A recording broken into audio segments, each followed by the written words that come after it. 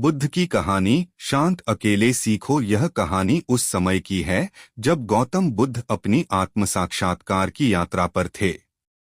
सिद्धार्थ, जिन्हें बाद में बुद्ध के नाम से जाना गया, अपने जीवन के शुरुआती वर्षों में राजकुमार थे। उनके पास धन, ऐश्वर्य और सुख सुविधाओं की कोई कमी नहीं थी, लेकिन वे इन सब में शांति नहीं पा सके। उन्हें महसूस हुआ कि असली शांति और सच्चा सुख इन बाहरी भौतिक वस्तुओं में नहीं है। सिद्धार्थ ने महल छोड़कर एक साधु का जीवन अपनाया। वह विभिन्न गुरुओं से शिक्षा प्राप्त करते हुए अंततः बोधि वृक्ष के नीचे ध्यान में बैठ गए। वहां उन्होंने ज्ञान प्राप्त किया और बुद्ध बने। एक दिन की बात है, बुद्ध अपने शिष्यों के साथ एक शांत स्थान पर बैठे थे। वहां एक युवक आया जो बहुत परेशान और बेचैन था। उसने बुद्ध से पूछा, गुरुजी, मैं शांति की तलाश में हूँ। मेरे मन में अस्थिरता है और मैं नहीं जानता कि इसे कैसे शांत करूं। आप कृपया मुझे शांति का मार्ग दिखाएं। बुद्ध ने उसकी आंखों में देखा और मुस्कुराए। उन्होंने युवक से कहा, यदि तुम सच में शांति पाना चाहते हो तो तुम्हें पहले खुद को जानना होगा। शांति बाहर से नहीं आती, वह तुम्हारे भीतर है। युवक ने बुद्ध से विनती की, गुरुजी, कृपया मुझे इस शांति को पाने का तरीका बताएं। बुद्ध ने उसे एक छोटे से तालाब के किनारे ले जाकर कहा, इस पानी को देखो।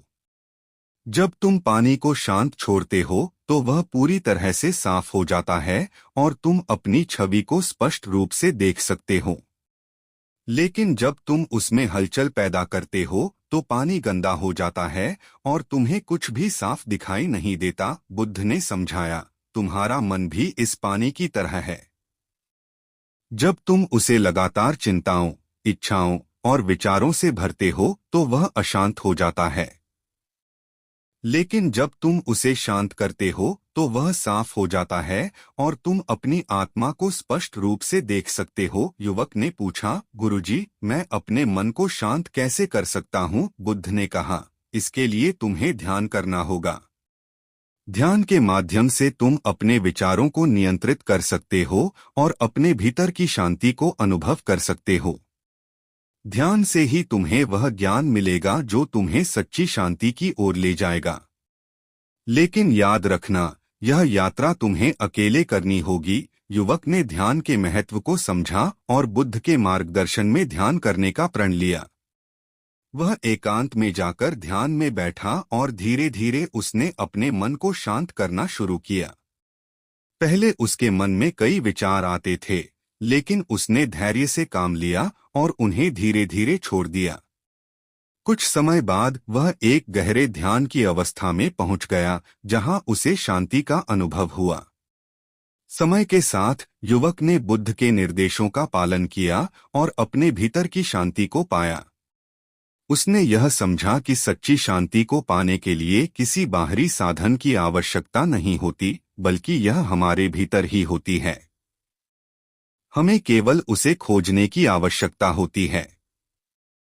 जब युवक ने अपने मन को शांत किया और ध्यान में गहराई से डूबा तो उसे अपने भीतर का वास्तविक स्वरूप दिखाई दिया।